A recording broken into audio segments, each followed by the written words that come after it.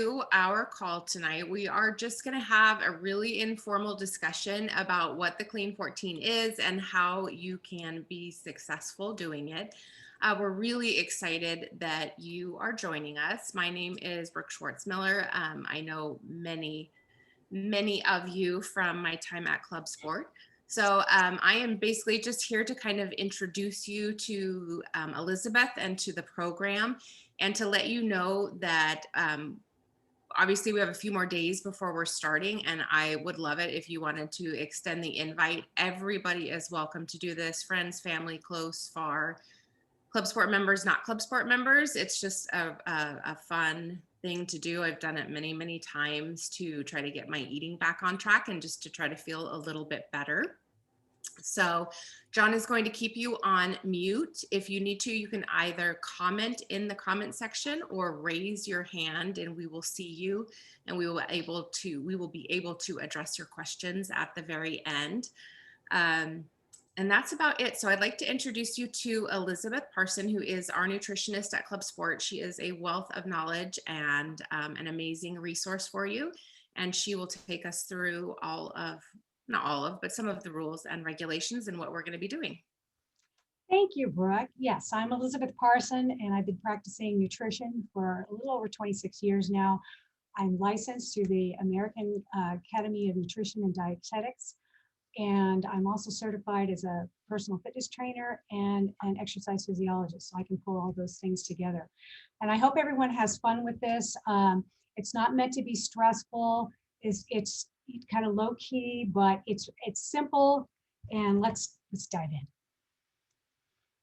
Okay, it's not. Got your back. Oh. Hang on one second. Okay, first let's start with the three main points. First and foremost, and this is really important to me, this is not a weight loss program. This is a get healthier program. Some people lose weight on this kind of a plan. Other people don't. The idea is to repair and to get healthy. So let's stay focused on that. So if you're hungry, please eat. That said, there is a difference between wanting food and needing food. And if you can have that discussion with yourself before you go ahead and eat something, it would be helpful. So try to remember that. The second main point is that this concept, as Brooke sort of touched on, is based on the Whole30 program. It isn't Whole30, but it is pretty tightly based on that, which means we'll be going over in just a couple slides, actually very shortly, the foods that you can have and the things that you can't have, okay? So we'll get to that soon. The third thing is there will be some additional tips and some advice that I can offer you that will help to increase your likelihood of a greater success, which is really what we want, okay? Okay, let's just dive right in. What should you not eat? Okay, so these are the things you need to remove. Make sure you take out sugar, dairy, grains, even whole grains, soy, and anything that has soy in it. So read those labels. There are a lot of dressings which you might be tempted to use, and sauces. Everything should be made from scratch. So just try to stay away from things like that and read your labels, okay? Alcohol. A lot of people ask me, they say, okay, I can't have beer. Can I have wine? Can I have spirits? I'm sorry to say that really all three of those things, no alcohol, no wine, no beer, no spirits, just for 14 days, okay? You can do that. Legumes. What are legumes? A lot of people get confused about that. Legumes are peas and beans, and peanuts are in that category of legumes, and same with peanut butter. Now, I know a lot of you love peanut butter, but for just 2 weeks, let's try to go with another kind of nut butter, maybe some almond butter or macadamia nut butter or cashew butter, and you might even find a new food that you really like. So, okay. Last on the list there would be salt. Now, most people don't realize this, but salt is naturally occurring in all foods. So you don't need to add any more salt unless your physician has told you. You would know. If your physician has told you that you have a salt deficiency, then go ahead and use salt as prescribed. Otherwise, please park the salt shaker in your cupboard for now, okay? Okay, so now that we've gotten into all the things you can't have, we get to a fun page, which is all the things that you can have. And I would really urge each and every one of you to consider, really don't think about what you can't have. Focus more on the foods that you can have because that's more positive, okay? Check this out, this is pretty cool. I will start out with saying, when you can, whenever possible, let's go with organic, grass-fed, wild-caught, free-range, and non-GMO. Now, I realize that those foods can be a little more difficult to find and they are a little more expensive, and that's why I say whenever possible, if you can. With regards to produce, if you can't get organic, just make sure you rinse it off and dry it very thoroughly, okay? On your protein options, they should always be unprocessed, and fresh or flash frozen are perfectly fine. A lot of people ask me, what about frozen fish? Is it okay? Oftentimes the fish is flash frozen on the ship, and it can actually be better for you than it's been sitting on ice for 3 or 4 days. So don't be afraid of flash frozen. Eggs. Eggs would be in the free range if you can situation. Eggs can be a wonderful snack. They can be great for breakfast, lunches, or dinners. So keep eggs there. Fruits. Now fruits, again, organic. You probably want to limit yourself to 2 fruits a day. They are high in sugars. We are trying to lower our sugars. So, and have them earlier in the day too, okay? 2 a day. Vegetables. This is where you're going to mostly live. Vegetables are your best friend during this 2-week period. You can't eat too many vegetables, okay? Just go ahead and fill up on your lettuces, your broccolis. All the green things are the best. Stay away from too much of the starchy vegetables, and potatoes, regular potatoes, white potatoes, whether they're russet or the pink skin, they're still white potato flesh. Stay away from those two. They are basically starch bombs, and they will raise your blood sugar considerably, okay? And then healthy fats. Healthy fats, these are the things you're going to be preparing your meals with. Let's focus mostly on avocado oil and coconut oil. Some people don't like the taste of coconut oil. You can get triple filtered coconut oil. I don't think you can really taste coconut in that at all. The avocado oil and coconut oil, the big advantage there is that these are oils that can handle pretty high heat. So you want to be doing your grilling, you want to be doing your stir frying and your broiling or roasting with avocado or coconut oil. In addition to that, ghee, a lot of people don't know what that is. It's clarified butter, meaning, and yes, it's a dairy product, but the things that make it mostly dairy have been removed. Clarified butter is butter that has had the milk solids removed in a slow cooking process. That means the protein residues and the lactose residues are not in there anymore. Because of that, ghee can take about 100 degrees more temperature without burning than regular butter can. Okay, so that's another good one to cook with. Olive oil. Now, I know a lot of you like to cook with olive oil, but olive oil can't handle any more than 350 degrees before smoke point. So save your olive oil for your salads and for tossing on steamed vegetables. Don't put it directly on a heat source, okay? Because what it does is it damages the fats. This is important. It damages the fats, and damaged fats damage you, okay? Next one is spices and herbs. Use all the spices and herbs that you can. You want your food to taste good. If you can get organic, that's wonderful. If not, that's okay too. But go heavy on the spices and the herbs because it'll make your food a lot more enjoyable. Healthy snacks. Again, this is not a weight loss diet. This is a get healthier lifestyle. I even hate the word diet, a healthier lifestyle. So make sure that you do have some good sources of snacks. Please refer to the packet guide that you all received via email when you joined, because that packet has some good ideas about what kind of sources of snacks you can incorporate into your day. And then nuts. People love nuts, we all do. Please use raw nuts and store them in the freezer. And the reason for this is just like the olive oil, nuts that are roasted, and most people don't know this, but nuts that are roasted, the fats get damaged in the roasting process. And again, damaged fats damage you. Keeping them in the freezer keeps the fats, the oils in the nuts from going rancid. It also keeps them from molding. So it only takes a couple of minutes for those nuts to thaw out. So please keep them in the same is true for seeds too. Nuts, seeds, and also things like flaxseed meal, things like that. Okay, let's move along to the next slide. Okay, here's where we get into the additional tips and advice that I told you about. I recommend strongly that you start out by purging your kitchen of problematic foods before you even get going. Okay, like today, tomorrow. That means go through your freezer, go through your pantry, go through your refrigerator, and take out anything that you think is going to throw you off track. The thing is that if you keep something, if you say, well, I'll just pretend like it's not there. Anything in your kitchen is going to keep talking to you, and eventually you might find yourself succumbing to having that. So I highly recommend that you just get it out of there. You might have to negotiate with your family, but I'm sure everybody can handle just about anything for 2 weeks, okay? Another really important thing, be sure to keep your body hydrated, okay? Water is the medium that helps to deliver nutrients and remove waste products. We're trying to remove waste products and we're trying to deliver nutrients, so it's really important.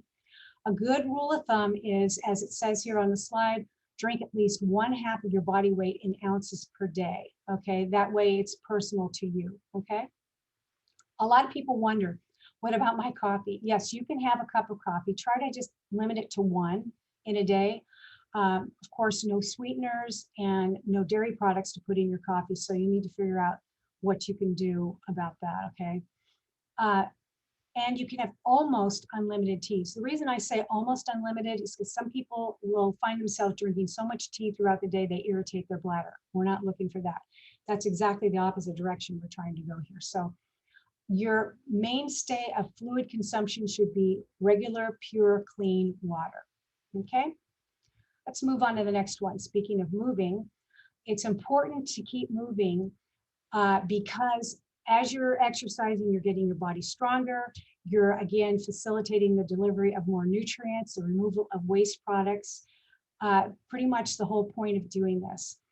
In addition to keeping moving and exercising, I also want to point out it's important to get your 10,000 steps plus a day if you can.